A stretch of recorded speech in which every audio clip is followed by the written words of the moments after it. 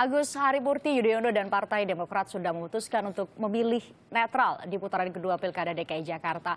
Apa dampak dari keputusan ini dan bagaimana cara pasangan Ahok Jarot maupun Anies Sandi meraih suara dari pendukung Agus Silvi? Untuk membahasnya sudah hadir di studio Wakil Ketua Umum Partai Demokrat Syarif Hasan. Selamat malam Pak Syarif. Selamat malam, Assalamualaikum. Waalaikumsalam. Kemudian juga ada juru bicara tim pemenangan Ahok Jarot, Raja Juli Antoni. Selamat malam Bang Juli. Selamat malam, Assalamualaikum warahmatullahi wabarakatuh. Waalaikumsalam. Hadir juga juru bicara tim pemenangan Anies Sandi, Angga Wira. Selamat malam Mas Angga. Selamat malam, salam bersama. Terima kasih. Serta pengamat politik dari Poltreking Institute, Hanta Yuda. Selamat malam, Bang Hanta. Poltreking Indonesia. Poltreking Indonesia, betul. Poltreking Indonesia. Saya ke Pak Syarif dulu. Pak Syarif, ini Anda jelas betul satu hari setelah setelah pencoblosan Anda bilang bahwa hanya ada dua pilihan buat Partai Demokrat, netral atau non-blok atau tidak memilih Ahok ketika itu. Kemudian ada beberapa tokoh-tokoh juga dari partai Anda yang nada-nadanya sih mau memilih pasangan nomor 3, tapi kemudian kok keputusan netral? Begini, pertama setelah pilkada putaran pertama ini calon kami belum beruntung. Maka kami melakukan evaluasi. Ya, kami melakukan evaluasi bagaimana nih peta politik dan keinginan rakyat di dalam hal memimpin pemimpin untuk khusus DKI Jakarta. Nah, di dalam evaluasi yang kami lakukan, kami melihat bahwa posisi Partai Demokrat memang dalam hal ini adalah sebagai pendukung dari AHY dan Mbok Selvi beserta koalisi-koalisi lain, kami kan ini merupakan jembatan daripada calon. Sementara kami mengetahui bahwa dalam setiap pilgub, apakah pilkada bupati, wali kota dan sebagainya, bahkan presiden, yang sangat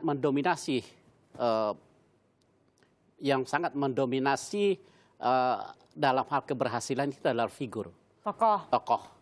Almost 60% kurang lebih. Itu sangat ditentukan oleh figur. Fungsi dari para partai itu hanya kurang lebih sekitar antara 15. Harus diakui seperti itu ya.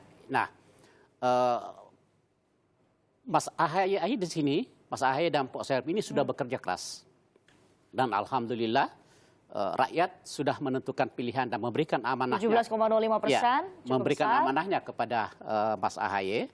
Dan ini tentu adalah suatu apresiasi yang kita berikan. Kami berterima kasih kepada rakyat DKI yang telah memberikan vote-nya, amanahnya kepada Mas AHY.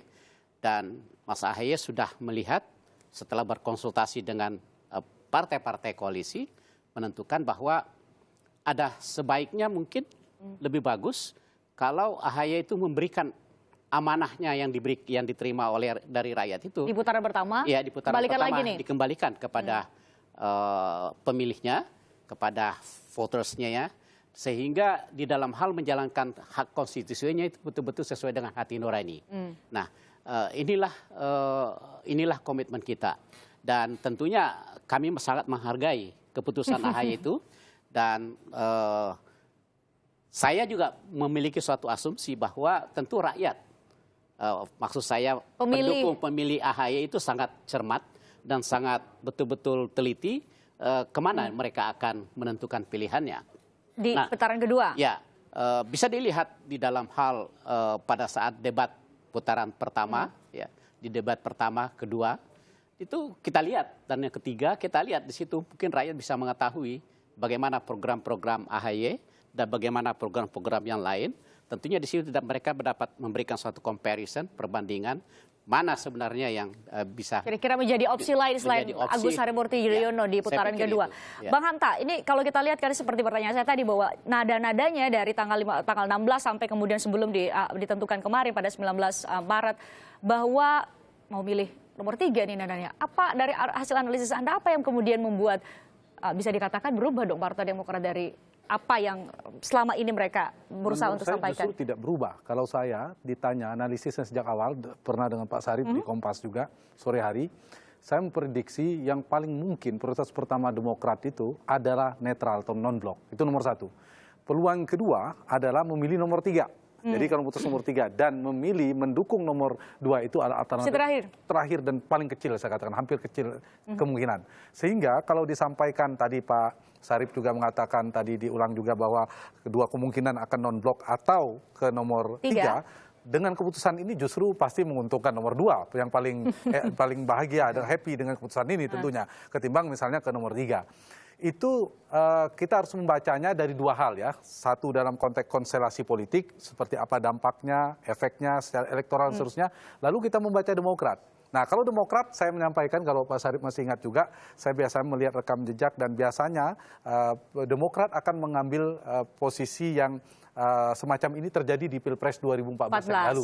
Tidak mendukung Pak Jokowi, tidak mendukung Pak Prabowo. Akhirnya di sana, meskipun itu secara de jure, secara formalnya, secara resminya, bahwa relawannya bisa kemana-mana tentunya.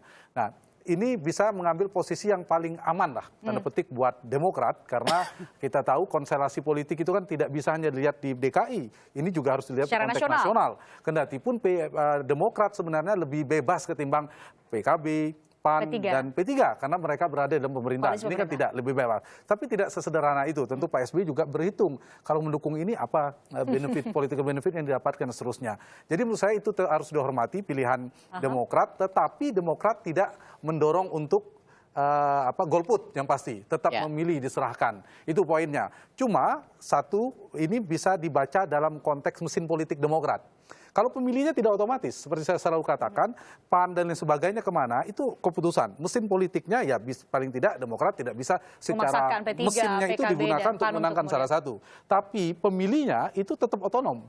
Tidak bisa semuanya. Ini akan membantu, iya. Tetapi kita lihat irisan pemilihnya itu, catatan exit poll misalnya 15 Februari yang lalu, tidak hanya poll tracking, tapi lembaga survei yang lain yang bisa menjawabkan, memang beririsan di nomor 3. Jadi tidak heran kok kemudian Demokrat mempertimbangkan itu, karena ingin menjaga suara secara elektoral, kalau saya baca. Karena irisan profil demografinya, karena sama-sama penantang, seterusnya. Itu 15 Februari. Sekarang kan sudah 1 bulan. Tentu dinamikanya akan berubah. Kita tidak tahu. Bisa berubah, bisa tidak. Ya, sebenarnya Bang Juli atau Mas Angga sebenarnya happy atau tidak atas keputusan Demokrat memutuskan untuk netral. Kita akan bahas selanjutnya di Kompas Malam.